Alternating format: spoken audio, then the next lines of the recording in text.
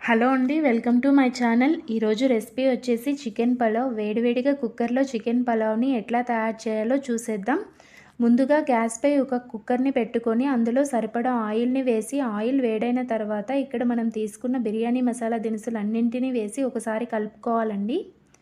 ఇలా కలుపుకున్న తర్వాత ఇందులోకి ఒక ఉల్లిపాయని చిన్న చిన్న ముక్కలుగా కట్ చేసి వేసి వేయించుకోవాలి.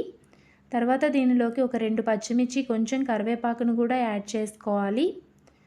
కొంచెం అల్లం వెల్లుల్లి పేస్టు, ఈ పేస్ట్ అనేది పచ్చివాసన పోయేంత వరకు వేయించుకోవాలి. ఇలా 5 మినిట్స్ తర్వాత ఉల్లిపాయలు వేగాక అందులోకి కొంచెం టమాటా ముక్కలని కూడా వేసి టమాటాలను మగ్గించుకోవాలండి. ఇది 10 మినిట్స్లో టమాటాలు అనేవి మగ్గిపోయి ఆయిల్ అనేది పైకి వస్తూ ఉంటుంది. ఇప్పుడు కొంచెం కొత్తిమీరను కూడా వేసుకొని ఒకసారి కలుపుకోవాలి. తర్వాత మనం ముందు చికెన్ని కడిగేసుకొని పెట్టుకుంటాం కదా. ఇక్కడైతే నేను ఒక 1/2 కిలో వరకు చికెన్ని తీసుకున్నా. 1/2 కిలో చికెన్ని మంచిగా ఒక 2-3 టైమ్స్ కడిగేసుకొని మనం ముందు వేయించుకున్నాం కదా, అందులోకి చికెన్ని యాడ్ చేసుకోవాలి. ఇలా యాడ్ చేసుకున్న తర్వాత దీనిలోకి సరిపడా సాల్టు, సరిపడా పసుపును కూడా వేసి ఒక 5 మినిట్స్ వరకు చికెన్ని అట్లా ఉంచేయాలన్నమాట.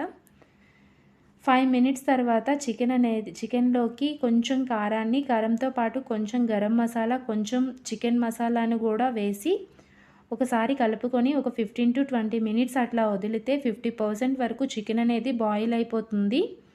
ఇలా బాయిల్ అయ్యేటప్పుడు కొంచెం ఆయిల్ కూడా పైకి వస్తుంది. ఇప్పుడు దీనిలోకి ఒక 1/2 కప్ వరకు పెరుగుని యాడ్ చేసుకోవాలి. పెరుగుని యాడ్ చేసిన తర్వాత ఒకసారి కలుపుకొని దీనిలోకి బియ్యాన్ని కూడా యాడ్ చేసుకోవాలండి. ఇక్కడ నేను గ్లాసున్నర బియ్యాన్ని తీసుకున్నా. బియ్యం అనేవి ఒక 1/2 అవర్ వరకు నానబెట్టుకుంటే బాగుంటాయి. ఇక్కడ గ్లాసున్నర బియ్యానికి నానబెట్టుకుంటాం కాబట్టి ముందు గ్లాసున్నర బియ్యానికి 2 గ్లాసుల వాటర్ అయితే సరిపోతుంది. ఇలా వాటర్ పోసిన తర్వాత మనకి సాల్ట్ సరిపోకపోతే సాల్ట్ అనేది కూడా యాడ్ చేసుకోవచ్చు. తర్వాత దీనిలోకి కొంచెం బిర్యానీ మసాలాను, అదేవిధంగా కొంచెం కొత్తిమీరను వేసుకొని మూత పెట్టేసి 3 విజిల్స్ వేయించుకోవాలి.